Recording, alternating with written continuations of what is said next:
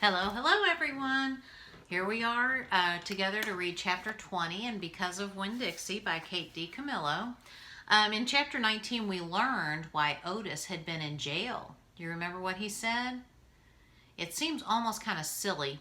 Well, the first part seems silly for playing his guitar on the street, but he wouldn't stop. And if the police tell you to do something, you've got to obey what they say. We have to follow the rules.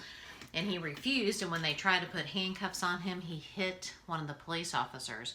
You don't hit a police officer. So he ended up in jail. And when Opal had shared a litmus lozenge with him, he said that the litmus lozenge tasted like being in jail. It's making everybody taste the things that make them sad. Okay, so that's his sadness. All right, chapter 20. We are going to go see Gloria Dump in chapter 20, all right? So chapter 20, page 133. Everybody's got teeth brushed, hair brushed. You've had a little bit to eat, at least a nice glass of water. We're on page 133. Ready? You with me? When I told Gloria Dump about Otis and how he got arrested, she laughed so hard that she had to grab hold of her false teeth so they wouldn't fall out of her mouth. Ooh, wait, she said when she was finally done laughing. That sure is some dangerous criminal. He's a lonely man, I told her. He just wants to play music for somebody. Gloria wiped her eyes with the hem of her dress. I'm sorry, I forgot to do the vocab words. Hem is, just where you fold up the fabric in the bottom of your skirt or your pants. And then ache, which is a word but ache like a tummy ache. It's just spelled weird. I always have to think about that. Let's see. So Opal had said, Gloria wiped her eyes with the hem of her dress. I know it isn't sugar, she said, but sometimes things are so sad, they got to be funny. You know what else? I said, still thinking about sad things. That girl I told you about, the pinch-faced one, Amanda. Well, her brother drowned last year. He was only 5 years old, the same age as Sweetie Pie Thomas. Gloria stopped smiling. She nodded her head. I remember hearing about that, she said. I remember hearing about a little drowned boy. That's why Amanda's so pinch-faced, I said. She misses her brother. Most likely, Gloria agreed. Do you think everybody misses somebody like I miss my mama? Mm-hmm, said Gloria. She closed her eyes. I believe sometimes the whole world has an aching heart. I couldn't stand to think about sad things that couldn't be helped anymore, so I said, do you want to hear some more Gone with the Wind?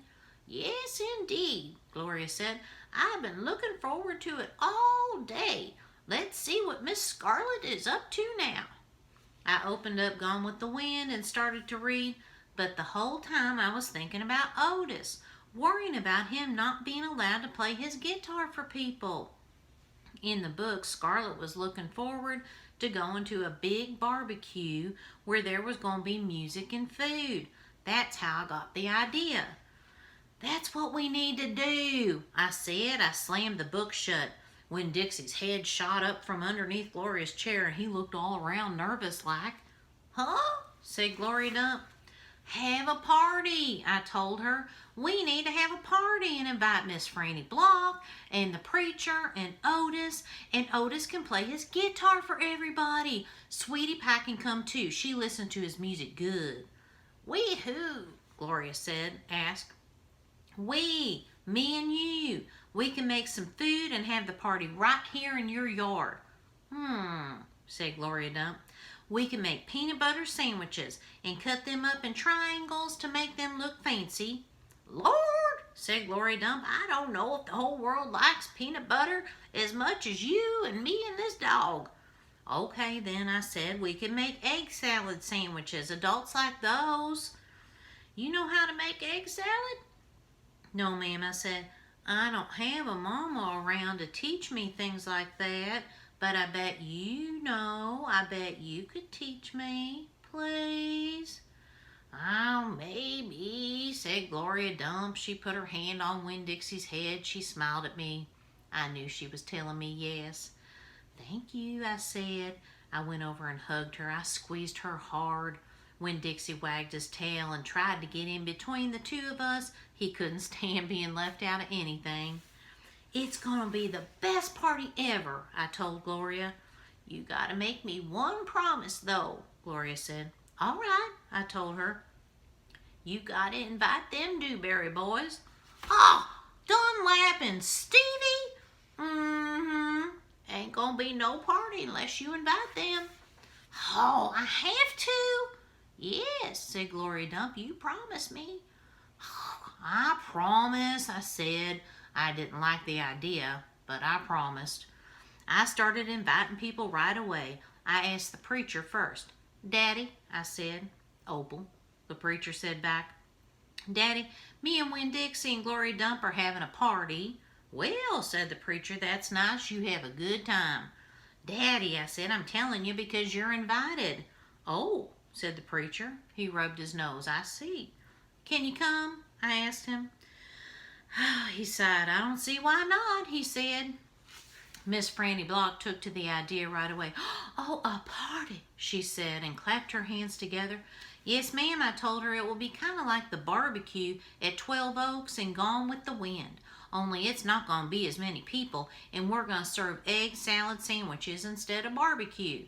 "That sounds lovely," Miss Franny said. And then she pointed at the back of the library and whispered, "Maybe you should ask Amanda, too."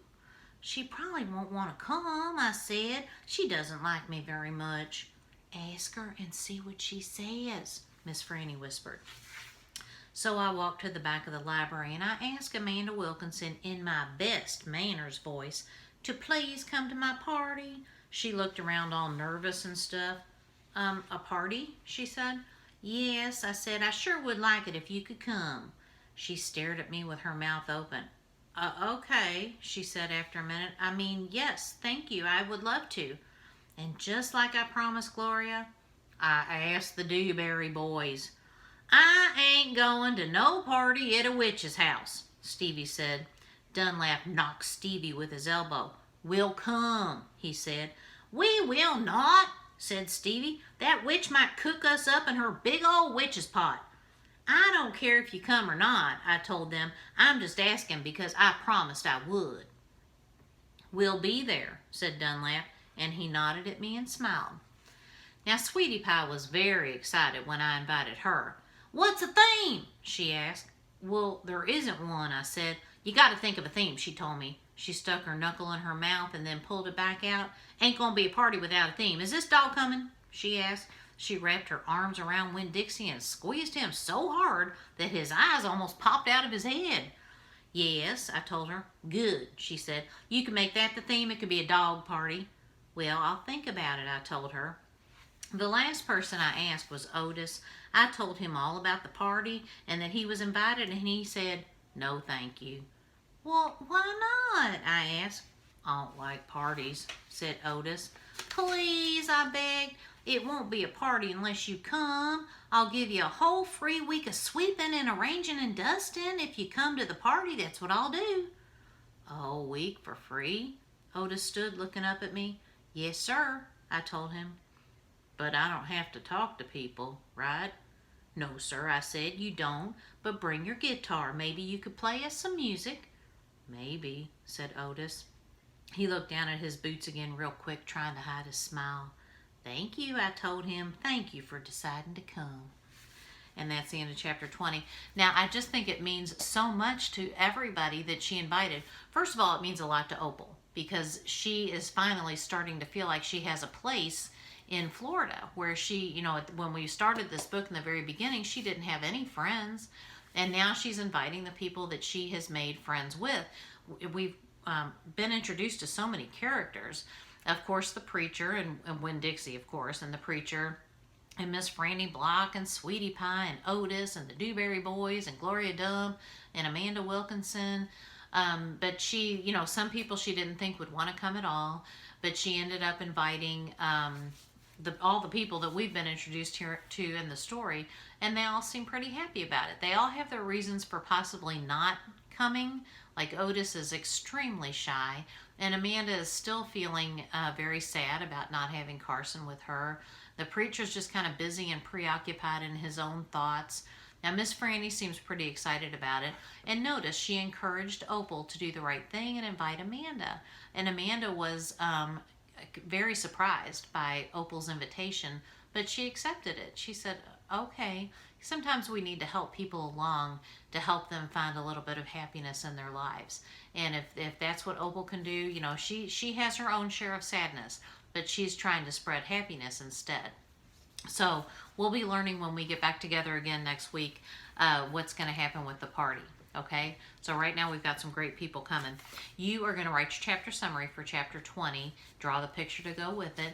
Make sure that your writing is neat, that you're forming your letters carefully, space between your words, and make sure your picture is done well. Okay, the best you can do.